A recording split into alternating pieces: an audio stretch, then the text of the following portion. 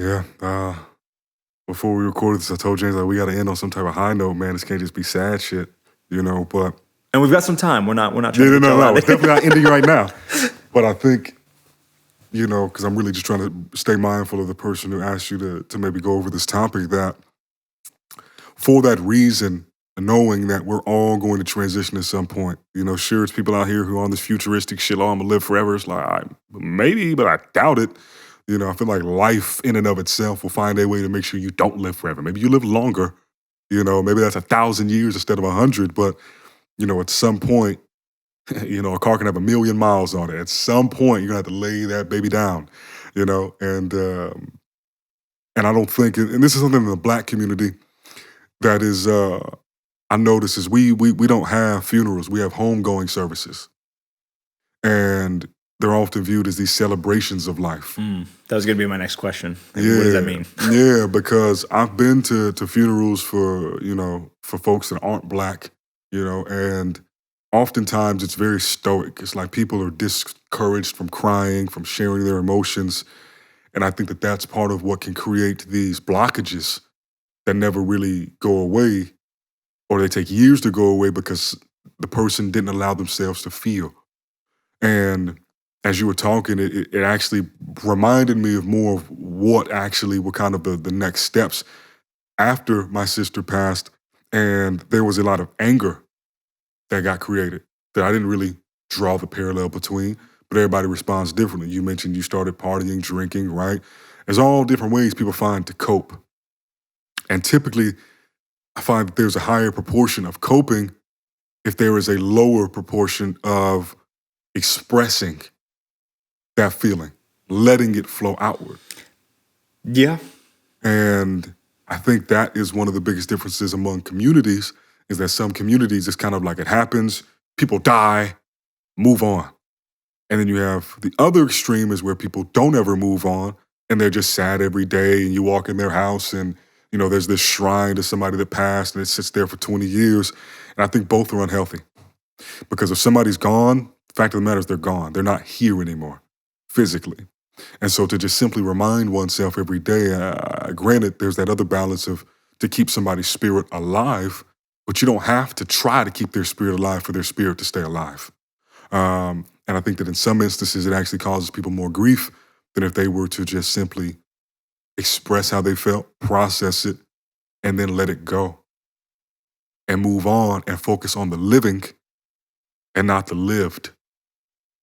And of course, that's easier said than done, but it's a process, and ultimately life is here for one to live, and for that, it's hard to do it if you're focused on the death, because the death is just a moment, but life is 99.99% of it.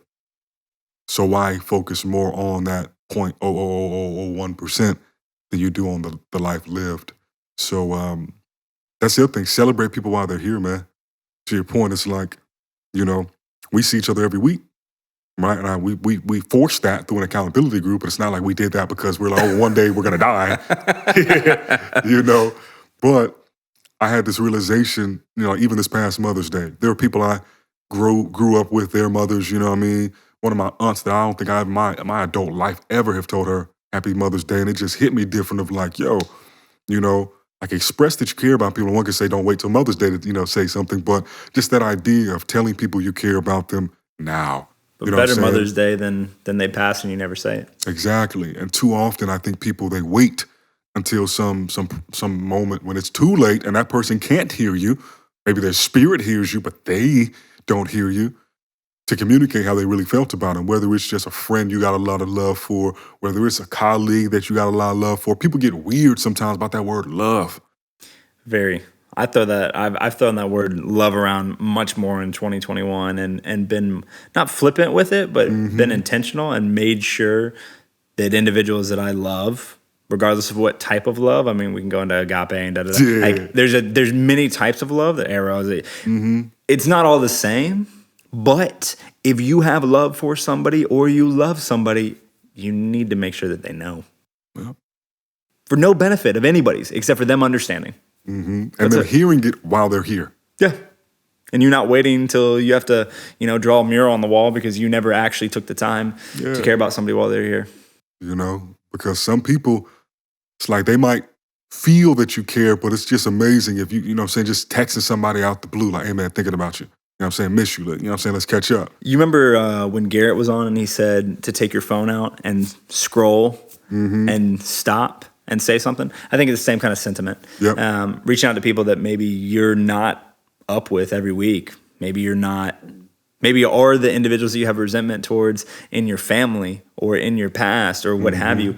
You don't need to, open up wounds all over the place, but there are probably people that don't know that you foster resentment towards them, that love you and might question it sometimes why they've never heard from you, or they always have to reach out. Yeah.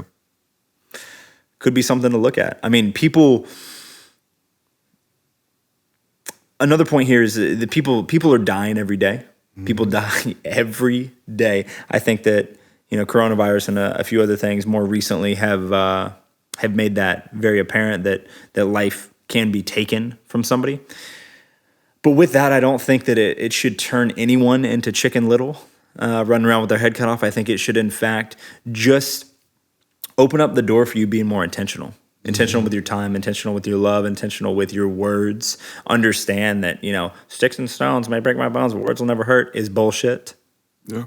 Truly what you say might be the last thing that somebody hears forever. Fact. And you might throw hate at somebody and then you die. And now now you've left them with guilt because they didn't bring it up to your attention and you're not here anymore. You got to show love. Loved ones is not confined to blood. It's not confined to romantic partners. I have very, very much love for people that are in my life that I spend a lot of time with. You and AJ on Sunday, a lot of love.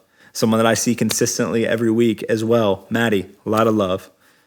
My partner right now, feel a lot of, let me say like. Why you do it like that? He loved you too, but like you said, there's a lot of types of love. Don't hold it against him. But it is, I'm being funny, but. She gonna get you, boy. Set myself up for that one. Yeah. But I have a lot of love for everybody that I spend time with consistently, that I intentionally spend time with consistently. And it is, I've got love for somebody that I work out with a good bit, old Jake, even though he's an interesting cat. Yeah. I got a lot of love for him. There's something to be said for making sure that you let them know that you love them before it's too late, but not because you feel like you have to, because you should be affirming them. You should be reaffirming them. You should let them know that they matter to you. You don't know who's struggling with what. You don't know who's lost someone recently. You don't know who hasn't shared with you that they might be losing someone soon from some prognosis or diagnosis or something going on. Or those individuals that are struggling with suicidal thoughts. Yeah, sometimes it's helpful just to let somebody know that they have support, that they have people in their corner that care about them or thinking about them and want the best for them. Because in times like these that we're living in, some folks don't quite know that. And a simple, hey, thinking about you, hey, let's catch up, can make all the world of a difference. So,